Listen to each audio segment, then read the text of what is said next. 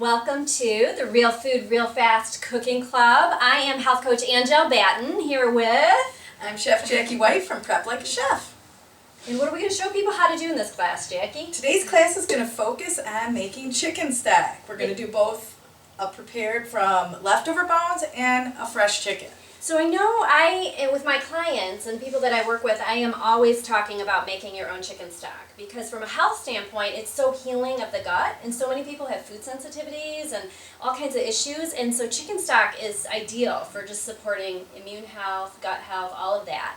So, but people get really overwhelmed. I know the first time that I went to make chicken stock, I was really overwhelmed. And then you do it a couple times and it's like, this is really so easy. The best part about it is you don't have to measure anything. Yep. Really, I mean, we have measurements in the recipe as a guideline, but a lot of times I'll just use leftover scraps of vegetables, anything non-starchy as a scrap vegetable. And it's very forgiving. And we're going to talk about how you season it afterwards. So we want you to do this instead of buying the packaged stock, because that packaged stock it has a lot of fake food ingredients in it usually, even the organic stuff. It has yeast extract, form of MSG, so we want to do the real stuff. And we don't want the high sodium. You want to be able to control your own salt intake. Yep.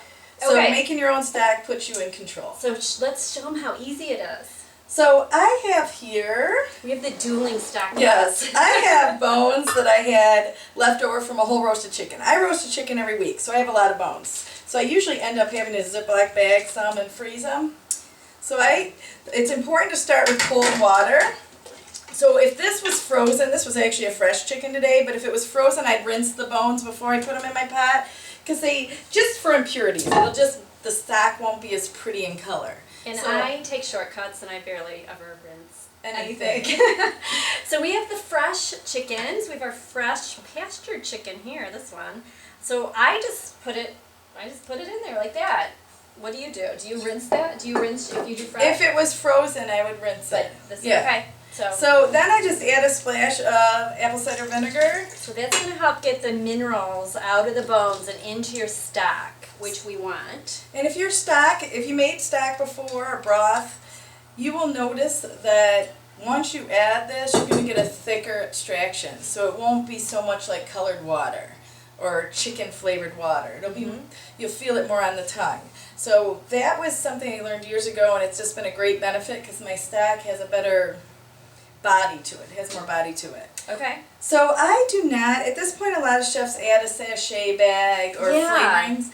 I don't do it because the longer you cook something, the more concentrated it gets, and then once again I don't have control over my flavor. Well, stop and talk about what a sachet bag is, because I know when I started cooking, I had no clue what a sachet bag even is. It's a combination of, like, instead of having ground pepper, I put peppercorns, stems of parsley, and different, seasonings like that. I don't really use a bag. I just use a coffee filter, tie it with a tie, and throw it in. When you do it, but you don't. I don't do it for this because, and I don't really measure for this because I always have celery, onion, and carrot, and then I'm going to have peelings from other things, throughout the week. Put it all in there, your veggies. So we're just going to throw the carrots in, right? So this is what I do. And they're pretty roughly chopped. I mean, we didn't even peel these.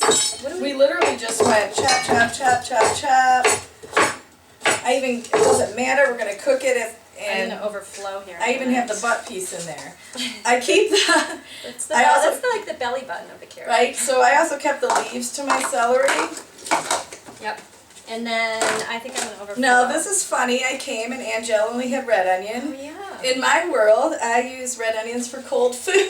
And I pretty much only buy red onions, which Jackie said, that's more expensive. But that's because my husband always says, buy red onions. So because he likes the sweetness, because they're sweeter. So I didn't know that you really don't use red onion. So I've never used red onion. I'm doing it because she did it, and I know that her stock comes out the right color, but I thought it might turn purpley. So I don't worry so much about the color, but I mean, you probably, for home, making it home, do you worry about that? Well, it depends. You're a chef. You do. I do worry. You're a chef. If your kid's picky and says, "Oh my gosh, is it beets?" or whatever, you might, things to think about. So if I was using a yellow or a white onion, I wouldn't even take the skin off. So if you've ever seen stocks that are more yellow, sometimes that's just the color of from the onion skin or the color from the vegetable. And so then I just pour mine in. I could have stole some of your vegetables. Yes. I am like at my So limit then, here. initially you'll bring it to a boil, so we're going to turn on high. Once it comes to a boil, you immediately drop it down to a simmer. So that's just above low. And So you can't really walk away at first. Initially. right at first, initially, because if you keep it boiling, it's gonna get cloudy and kind of look gray instead of look the color of chicken or the color of Angelle's hair, like we want. Nice and Are you saying it gray? My hair looks gray. So hers, no. We want chicken stock to be your color. Oh, okay. Golden. That's better. I forgive you. golden, beautiful. I'm getting my hair done tomorrow. So. No. But we don't want the gray. Yeah, got it. So we want the golden color. Okay, what about covered versus uncovered? So what do you do? I do uncovered because I freeze my stock because I have a family of 3 and we eat a chicken every week. So I get 4 quarts of stock every week and we just don't use it as quick. Okay. So I usually cover mine because I don't want it to all evaporate because we usually eat it over the next couple of days. So she wants a higher yield. I want mine to be reduced down so I can freeze it in smaller cup portions. And then you can add water. Okay. So I reduce mine down. So I never add seasoning to stock because the longer mine reduces, it'll become saltier or more pepper. So I just want to get, and stock is really just an extraction from the bones. So you're making a fortified liquid by extracting from bones and vegetables. And the most typical is carrots, onions, celery. So this could be leeks, it could be celery root. You know, it could be. Yeah, you could add all kinds. I probably wouldn't do something like corn or something that's really starchy, because that's going to make it cloudy, and you're adding starch. When you add starch, you add sugar. So I season at the end. I use the that Redmond's organic seasoning salt. That's like my secret ingredient for chicken. And everyone loves it. It's amazing. So I don't worry about the seasoning. A lot of people will put herbs or do the sachet bag, and I just don't do that. So we have 2 different ways after. So I would cook this at least 8 hours. I would ideally cook it 16, and I know some people say you're so done by then. You know, chicken, the bones are smaller, so it's done. I want to get like 18 hours or more. I want to get the most out of my bones. Yeah. So if I'm going to do a really long time, I could do this in a crock pot. So I could put everything into the crock pot, and of course that would be covered, and let it cook until the next day.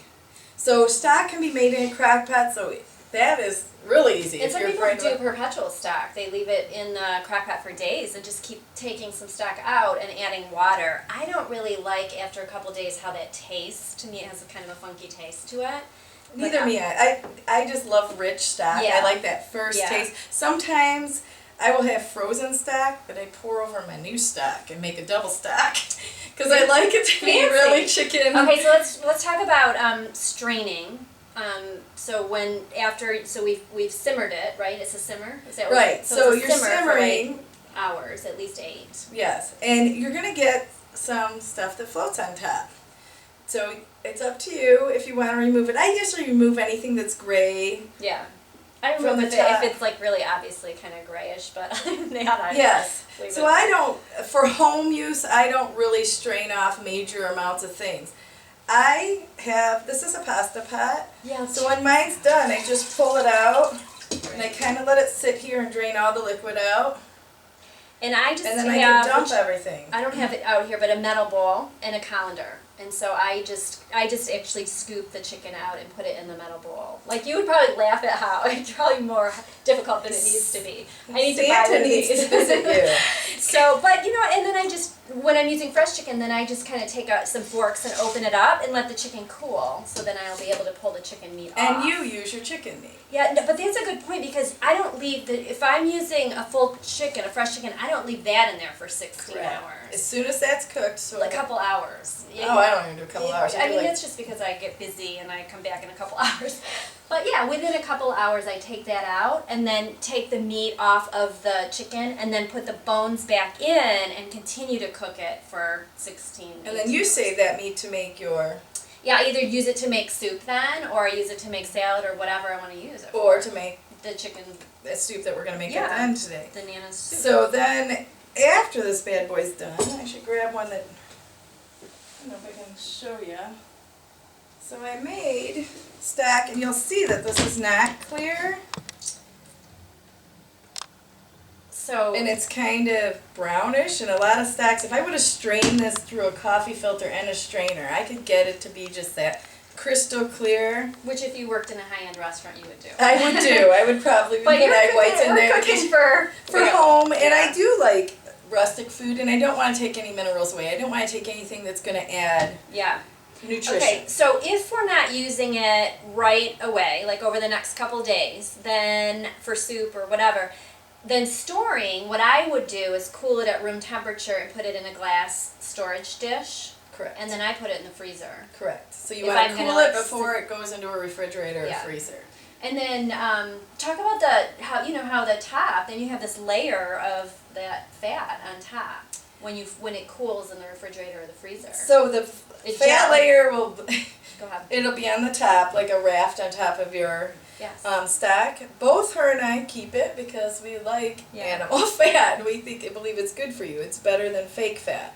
So I actually just keep it internally in my soup. I don't save it and cook in it. And then the gel, I mean, ideally we want our stock to be kind of like Jello-like. Yeah, Because then we've got a lot of collagen and minerals. Sometimes it is. doesn't always Sometimes work, it though. doesn't always work because the birds. Mm-hmm. I mean, even though we're using free-range chickens, But when you get that, like Jello-like, it's like do the happy dance. Like that's really healthy and really good. And then as soon as you heat it, it liquefies right away. So it has great flavor. That does taste the best. It does. It's the best but texture. I put chicken feet in my stock when I have it. Do you use chicken feet? Yes, that will be much tighter. You will have a more So chicken Jell-O. feet, if you don't have So to make do chicken feet. Jell-O. But chicken feet, traditionally people would use like the feet and the neck and all that, and you get so much more nutritional value. But you don't I mean, I didn't do that for the first couple of years. And then the first time I did chicken feet, I was like, it was kind of like, it was kind of a little bit intimidating. But the flavor was so amazing. It's unbelievable. Yeah.